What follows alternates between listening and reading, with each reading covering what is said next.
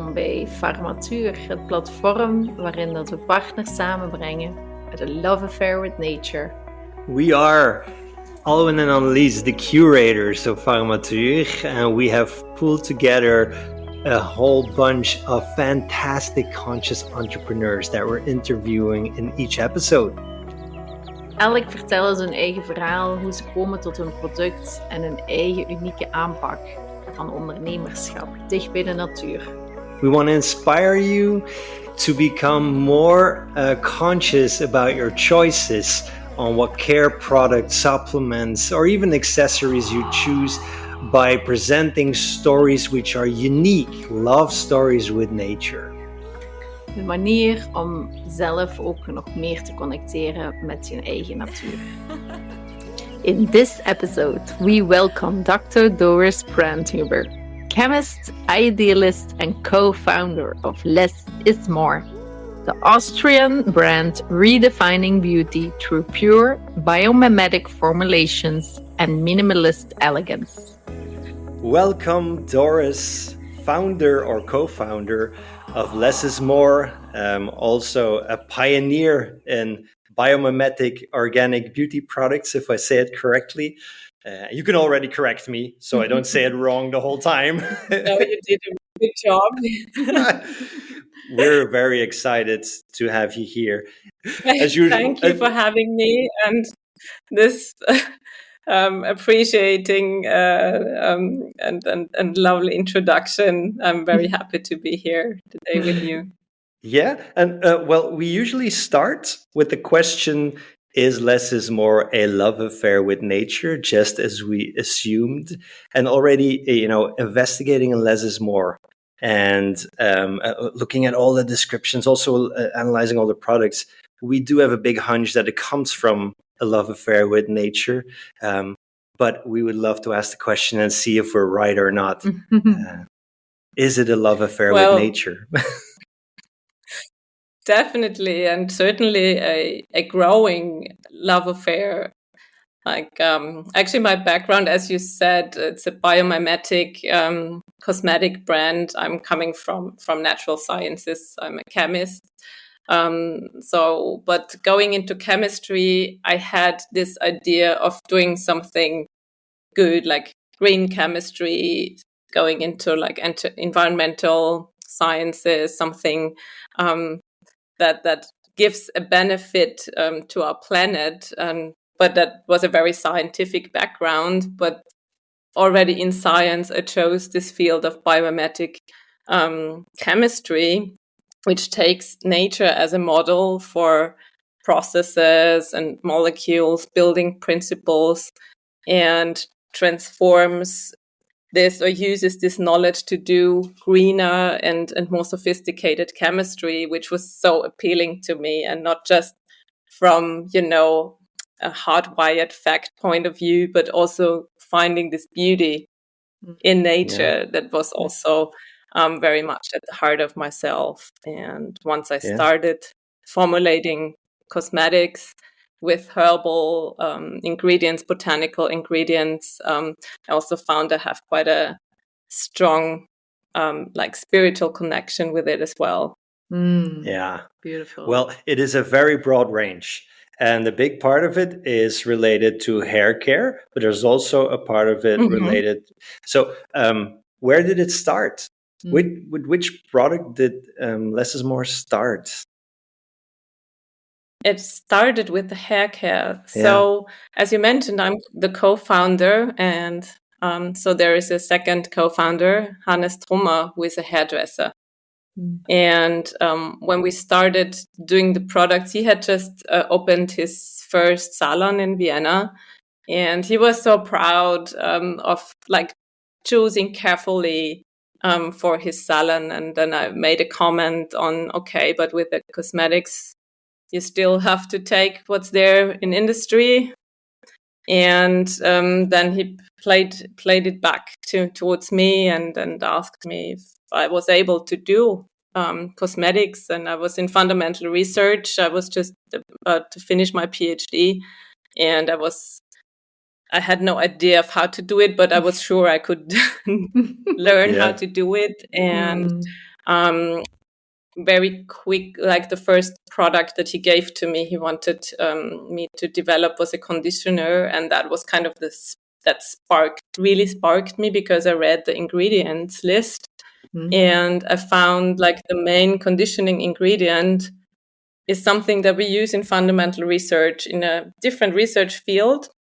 But we wouldn't use exactly this ingredient because it's very toxic in wastewaters and it's not biodegradable. So it's something we wouldn't use in fundamental research because it's accumulating in our waters. It's an aquatic toxin. But then I realized it's like in every conditioner, not just the professional, but also for like end consumers. Shops. And I was like, what? Oh my God. And so many products that market themselves as green. Yeah. And I was okay, this is something that excites. You have to do something, find a better solution for that. It was really kind of the spark beginning, and we started with a hair care range of shampoos, conditioners, and styling products. Also some of the special care leave-in products that are now still like the best sellers of our line, like the Kiesel wax and tangerine curl balm. So of it, and we really had the aim to create products that would work in a professional salon setting. Yeah. Well, it has all these styling products, also lac, for example, and gels. And did you come across toxic ingredients, analyzing what was existing in the market even more so after the conditioner? What was that like? Yeah. Were you surprised? So that was just like the first thing that I recognized. And then the more I studied into it, the more I found, I mean, the obvious things like silicones and like petrolatum, which is an oil component that is just petrochemical. And then also the synthetic fragrance compounds, the synthetic preservatives. And I learned more and more also about the negative health aspects. So that was kind of a rabbit hole. I can imagine. More and more. And the synthetic preservatives, that's so controversial. I have had, I think Annelies as well, tons of conversations with people about whether it is bad for your health or not. And there is not one clear answer, but a lot of, I would even assume more than 90% of the care products we came across have these typical preservatives in them. So what's your take on that? What does it relate to your philosophy behind the products to leave them out, and why, or what's your feeling around synthetic preservatives? Well, the thing is, to me, I find it important to provide products with a good preservation. So that's one thing. I'm not a fan of this kind of unpreserved products because they can cause harm as well, like with microbiological cause problems from that side. And actually, there is natural alternatives. Of course, the reason why these aren't used or companies don't change, it's a lot of effort to reformulate. You have to do a lot of testing to make sure the preservation works. So if they have like an established system, they would stick to it. That's one thing. And the other is also the cost. Very often petrochemical synthetic compounds are just cheaper than the natural counterparts. And of course, that also plays an important part. And it was actually quite funny at that time when we started 17 years ago. Parabens got into the focus, and people wanted formulation with parabens, and companies would go back to preservatives they had used in the 80s that were even worse, but not so well known. Really? Not parabens. Oh my God. Like formaldehyde releasers, these kind of things. And we knew we didn't want to be part of that game.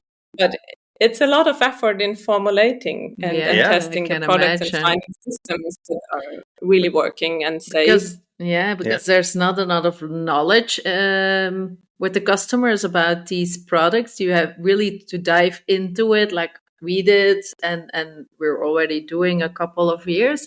But it's not easy for consumer to. They want.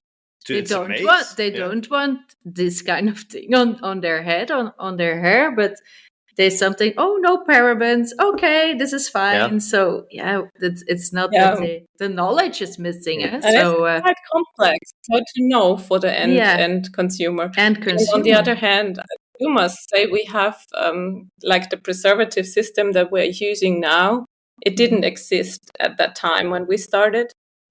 So also in the industry of ingredients formulators, they realized this trend of natural cosmetics, and there is more and more like innovations also making my life easier.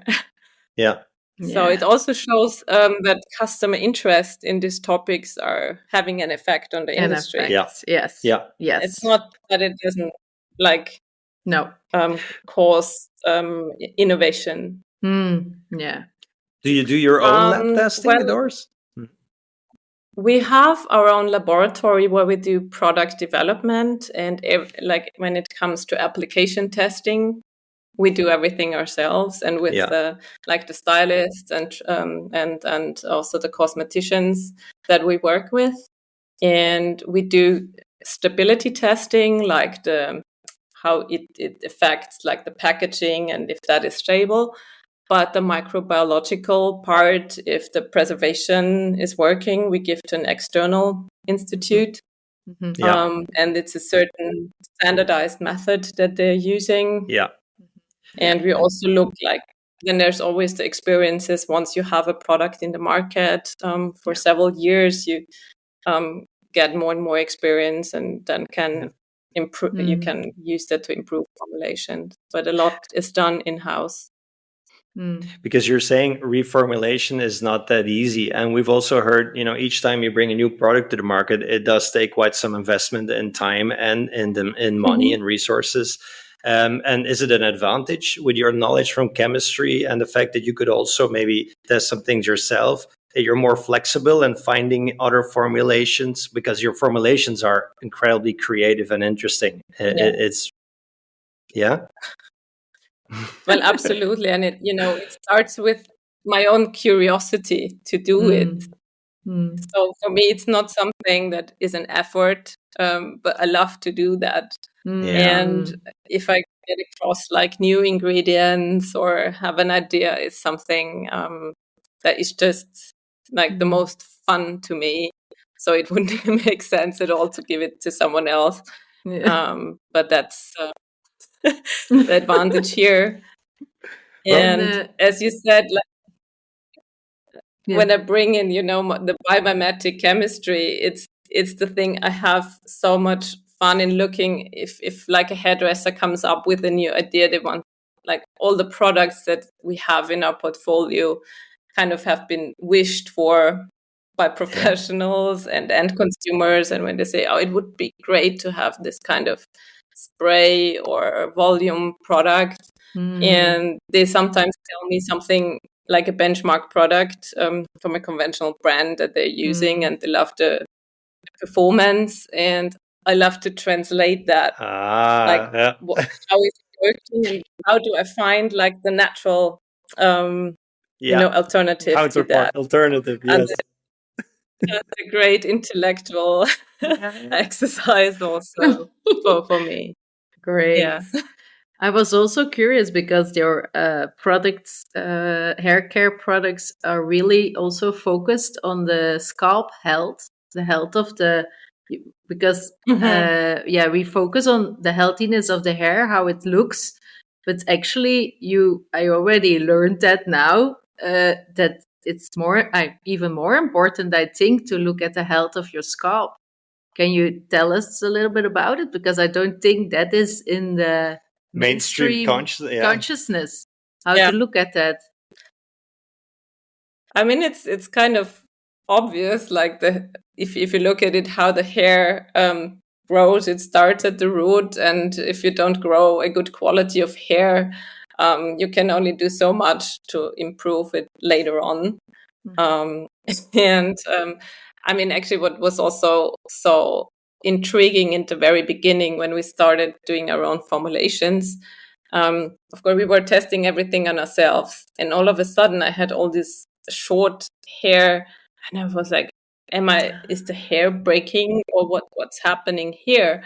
And then I realized it's all baby hair, so I had more hair growing. Okay. Wow. And I was just, I didn't even realize that I didn't have the amount of hair and the thickness of hair that I would like naturally have because of harsh surfactants or other additions like silicones in conditioners and stuff. So that was that's really exciting, and that's why we had that in the focus from the very beginning. And also, we had the salon as platform where we developed the product, and once customers realized what we were doing here, they were talking also about problems they had with their scalps. And they would go to dermatologists, and they would basically give them this cortisol containing stuff, but in a petrolatum based cream, where I thought, okay, this causes even more the problem, side effects as well, probably. And so that we like people were talking to us more and more openly, and also women talking of hair loss, which is a very common is very stressful, and that's why we focused our women on and our hair is really a thing. Men also actually, but it's true. Yeah, for women it's a thing. But men also, hair is a thing. The hair is a thing. We all. It's such an hair loss is the thing. Is the thing. It doesn't matter, man or woman, I think. Yeah. So I can imagine that what people struggle with is already part of inspiration, and also seeing other products and the urge to improve it. But how should I imagine the two of you sparring together? I see the two of you sitting at the salon going like throwing ideas towards each other and say, what if we do this? What if we do that? How does the creative work? How does that exactly go between the two of you? Well, in the very beginning, you can really imagine the front room was where the customers and the salon was happening. In the back room, I had my first laboratory. So that was like really, I would hand in a fresh creation, and it was, of course, the clients knew what was happening, and they were also, very supportive and excited what was going on. So that was like in the very first 2 years. And from then, of course, it got a bit more professional, and I have more people on the team also in product development. And it's kind of, we have customers all over the world that they're giving us feedback. They're giving us ideas for new products or innovation. We also checking what is in innovation terms of new raw materials, and trying and experimenting. And as you were asking, how did we start? Like in the last years, we also included face care and body care products to the range. So it's also about actually using our expertise to provide like a full assortment for your daily care needs. And beautiful. Another part is also asking in that how does it work? So in the course of this path, I became a trained aromatherapist. And wow, that is such an important part in the product development, and it's like very interesting for me to get the feedback, like how do people react to the fragrance. And this is kind of a very, very, very emotional reaction. It's very like direct. Like if you don't like the fragrance, you see it in the face immediately. And this is something I take into consideration a lot, also with all the staff members. So that means that the ingredients in the product is not only healing, but also the way the product smell should be part of the full experience of the product. And does that go further than just a good smell? Is it also emotionally, emotionally compounded? Because smell is emotion, actually. Yeah, you say it. If they smell, the face is telling it already. So you're also checking the box. Okay, this is the feeling with the smell. Is that how it comes together? I mean, one part of the whole thing is, like, for me, environmentalism, and the less part doesn't mean for me to like it's not about deprivation, not at all. It's the things you find in nature is so rich and is so sensual, is so beautiful, and especially the essential oils and the fragrances express that so much. And this is kind of like the entry, and it's very, very much in the focus. And then if you look at essential oils, what is so amazing and inspiring is it's not just a nice smell, but it has multiple benefits. It works on our emotions. So I do think of how is this product used. If I think of a styling product, you normally use it before you go out. So this is when I if you look at the fragrances, they are mood stimulating. They give mood more enhancers. An uplifting mood. And then there's other products that you rather use to relax before you go to bed, or it's more about having a relaxing effect, or products you use around the face to be more subtle and very soft and very gentle. So this is a strong consideration here. Wow. Well, there are a lot of variables you have to work with to make a product work, I guess. So it's looking at the ingredients, how they work together functionally, but you also have to make sure that the product is safe and non-toxic and not creating allergies. And with regards to aromatherapy, there must be a challenge there because people often say that the use of essential oils, could be for sensitive people could be difficult, could have effects with the allergens. How do you deal with that? Yeah. Well, first of all, that was also a great learning for me. It makes a big difference if you use essential oils from conventional farming or from organic farming. So actually, a lot of allergic reactions to essential oils are not due to the natural material itself, but due to the agrochemicals that are used in conventional farming. Oh, wow. And these are, essential oils are produced by water, steam distillation, and some of these pesticides and herbicides are even enriched in the essential oil.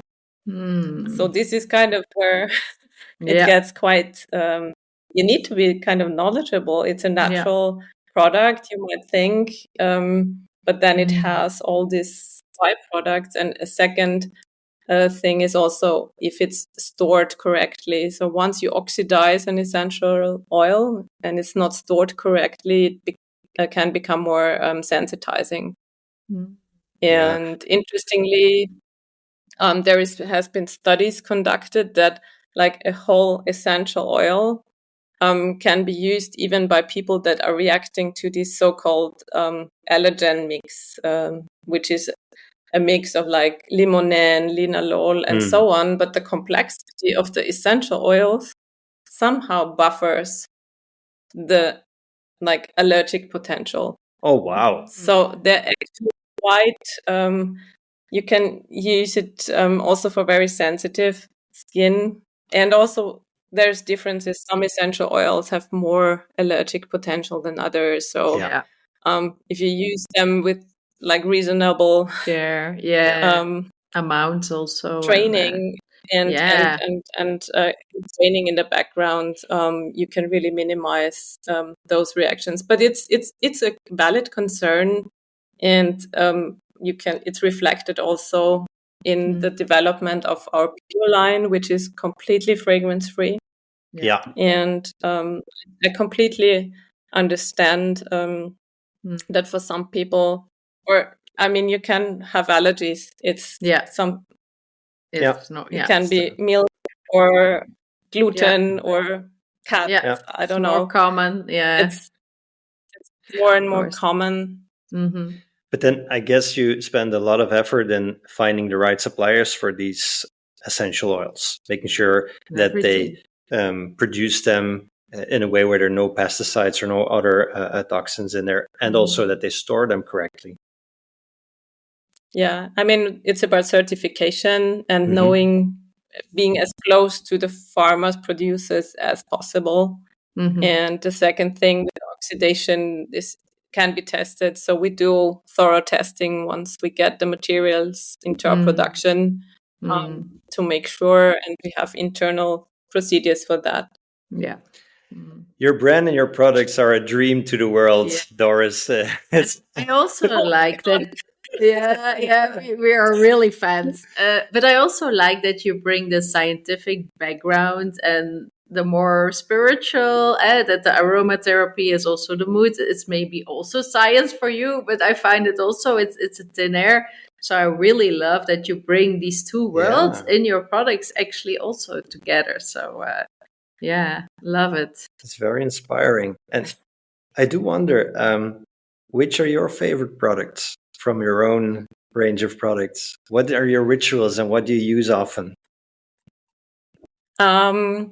So very, very simply, I like everything that comes with cleansing first. I do a lot of sports. I'm very active, and like it starts with the cleansing. I love the aloe mint volume shampoo and also the facial cleanser. It's a very important ritual to me, like from the very basis. And as we were talking scalp health before, this is something like moisturizing not just the hair, not just the face, but also the scalp. And I love the protein spray to do that. Yeah. And on the more caring kind of part, I love everything that goes with oils. So the body oil, the face oil, also doing massages with that is something you do as well. I love. Loving this, in your daily care, you have to do anyways, and including some like little moments of pleasure and relaxation. Because for you and your products, it's also about the ritual. It's not just doing it quickly. Because you stated also very beautiful in your assortment at the end.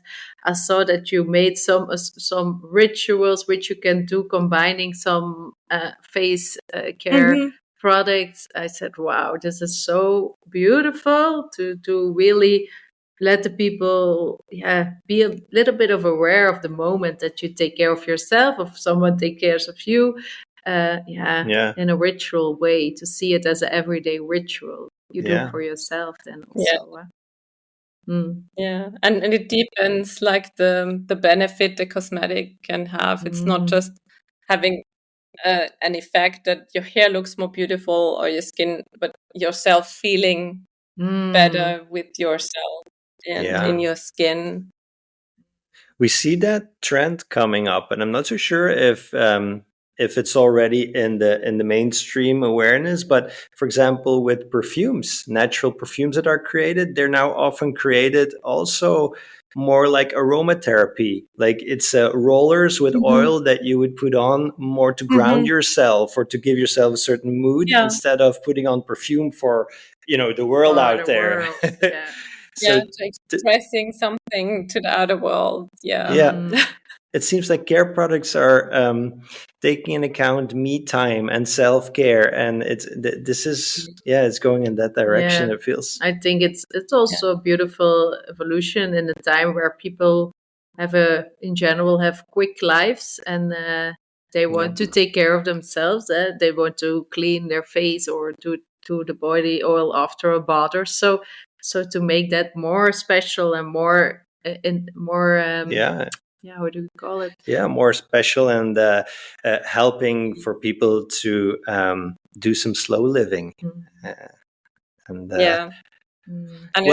we say beauty through health, and like the benefit, you also have the benefit, like the skin is so connected to our emotions. So if we don't feel well, you can have outbreaks or eczema, whatever. Also the aging of the skin, like if you have too much tension, and the lymphatic flow is blocked, so that or it can cause hair loss if you have too much tension and stress. So this is all connected. It's all connected. Yeah. But and when you develop products, do you also have yourself in mind? Like you develop products because you think, I would like to try that or have that in my own portfolio. Well, for some products, definitely. Like face cream, for example. I have rather oily skin, and I don't like the feeling most face creams leave in your face. It's too much residue on the face. I never liked using it. So this was a product that was like investing myself a lot in the texture and how it feels like. So with some products, of course, there's a strong person, but with others, of course, when it comes to curly hair, you can test that. No, I will ask others about. Well, I don't think there are a lot of nice face creams for men. It's hard to find. Well, at least for me, it's hard to find. And it's also because of the feeling that you just described, and because of the branding and the look of the products. They're more focused on women in general. So I can't wait to start using the less is more face cream, because I'm hoping that. I did realize that we have a lot of male customers for the face care. Yeah. And there you go. That's the feedback, like not just the design, but also the texture. That will become a bestseller for sure. Great. Okay. There's one last question. At least I'm very curious about. I think you as well. I've read that you decided to spend your time with less is more instead of pursuing Yale University further. I think development of your academic career. You can say it like that. So you decided to go for less is more postdoc, exactly. And I wonder, is that because you found some nature's wisdom in your biomimetic approach that lured you towards that direction? Is there something that got you hooked, which I think is related to a love affair with nature? What made you take that decision? I mean, the one thing in academics, you don't produce products. It's very academic. So you do research and you publish papers, and these papers are understood by like 100 people in the world. And like out of fundamental research, you might have some spin-offs of products later on. So that was the one thing that was more fascinating with cosmetics. It's something that is so tangible. And then I had always a connection with beautiful things like the arts and nature. And this aspect to do chemistry with something so beautiful, with like fragrances, it also sparked like my own creativity. Like I always loved music and like the visual arts, but I didn't see myself as an artist because I was not talented. But with the essential oils and the plant wisdom somehow behind, I felt such a connection to this, and it just naturally sparked my creativity. That is beautiful. Wow. Yeah, I was diving, and that got me hooked, really. Yeah. So instead of a postdoc, you went for aromatherapy and building an amazing brand with amazing products. So we are so happy to have you on board with Pharmature. And it has been a wonderful conversation. We can keep talking for a long time. I do still have a lot of questions. So we might ever consider doing a next podcast with you on certain specific topics. Especially if we get questions in from customers, we might create a new topic to build a podcast around. That would be a blessing if you would want to do that again. I'd be happy to do that. I'm so glad that you're having me and absolutely for your appreciation. What we're doing in less is more. Well, thank you so much. Thank you as well, Doris. And looking forward to our next conversation.